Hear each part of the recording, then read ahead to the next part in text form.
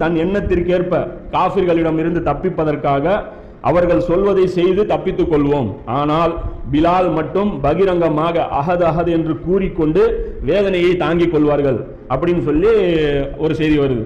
அவர் குலத்தாரும் அவரை கைவிட்டு விட்டிருந்தனர். அவங்க குலத்தாரும் அவங்களுக்கு சப்போர்ட் பண்ணல அப்படிங்கிறாங்க. இந்த செய்தி இப்னு மாஜால 150வது ஹதீஸ் இருக்கு.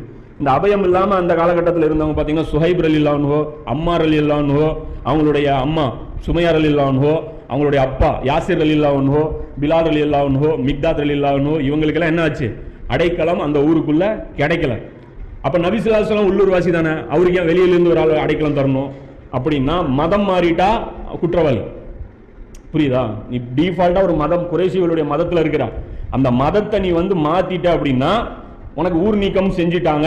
அந்த மக்காவுடைய அந்த அபயமிலிருந்து நீ வெளியே போயிடணும். அப்ப அந்த அடிப்படையில் நபி ஸல்லல்லாஹு அலைஹி வஸல்லம் அவருக்கு அப்பா கிடையாது.